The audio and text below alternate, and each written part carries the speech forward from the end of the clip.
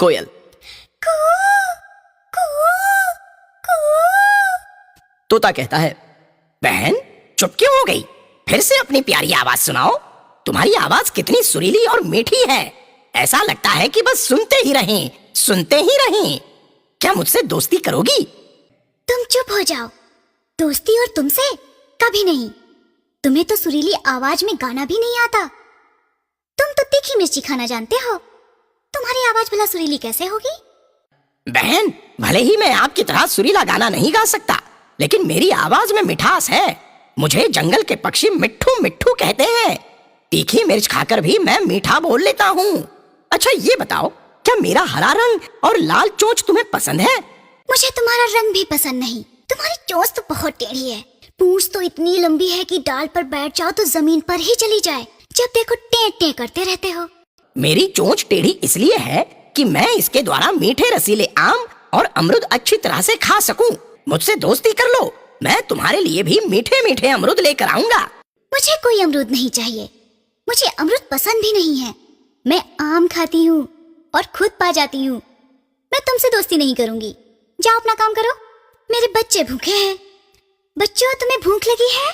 बच्चों ने कहा, हाँ माँ, हमें भूख लगी है। जल्दी से कुछ खाने के लिए लाइए, यहाँ तो कुछ भी नहीं है। कोयल अपने बच्चों के लिए खाना लाने के लिए उड़ गई। तोते ने देखा कि कोयल के दोनों बच्चे बहुत भूखे हैं और कोयल अभी तक लौटकर नहीं आई थी। लो बच्चों, अमरुद खाओ, भूख मिटाओ। कुछ कहना है तो मुझे सुनाओ। तोता काका, आप बहुत अच्छे हो। हमें तो सचमुच में भूख लगी थी। कोयल के दोनों बच्चे अमरुद पाकर खुश हो गए और खाने लगे। कुछ देर हो गई पर कोयल लौटकर नहीं आई। इतने में एक चील दिखाई पड़ा। तोता समझ गया ये खतरा हो सकता है। वो उड़कर कोयल के घोंसले में चला गया और उसने बच्चों को अपने पंख के नीचे छुपा लिया। तोता बोला, बच्चों छुप कर खाते जाओ, चील आया है, शक्ल मत दिखाओ। जब वो चला जाए तब तुम लोग बाहर आ जाना। कुछ देर के बाद चील उड़कर चला गया और कोयल अपने घोंसले के पास आ गई। उसने देखा तोता उसके बच्चों के साथ वहीं पर विराजमान है। ए तोते, तू तो बड़ा बेशर्म है। मेरे घोंसले तक चलाया। चल हट जा यहाँ से। मेरे बच्चों को कोई तकलीफ तो नहीं दी तूने? कोयल का बच्चा बोला, माँ, तोता काका बड़े नेक और सच्चे हैं। बहुत बहुत अच्छे हैं। इन्होंने हमें खिलाया, आकर छुपाया और चील से भी बचाया। आप इनके साथ बुरा बर्ताव मत करो। हम इनकी अच्छाई जान गए हैं, सच्चाई पहचान गए हैं। आप भी इनसे हाथ मिला लो वरना बहुत पछताओगी। इनके जैसा दोस्त कभी नहीं पाओगी।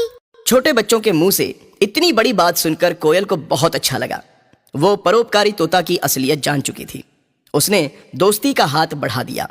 तोता भाई, मुझे माफ कर दो। मैंने तुम्हें बहुत भला बुरा कहा, जबकि तुम सचमुच बहुत अच्छे इंसान हो। मैं तुम्हारी असलियत जान गई हूँ।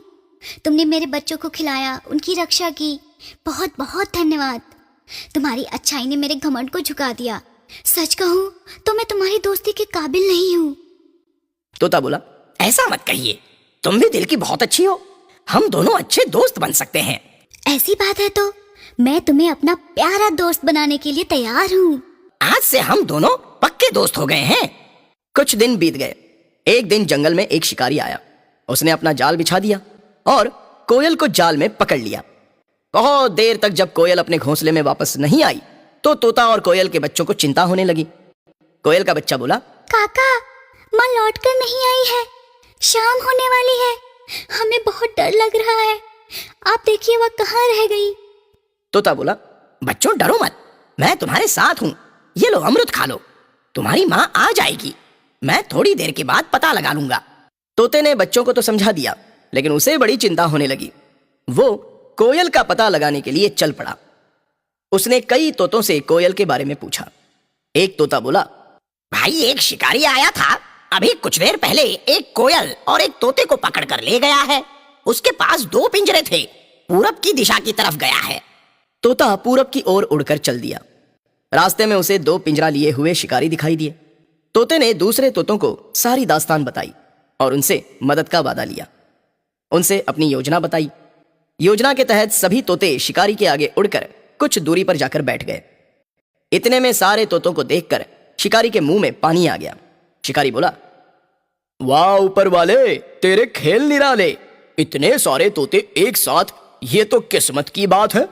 अगर मैंने इन सबको पकड़ लिया तो माला माल हो जाऊंगा।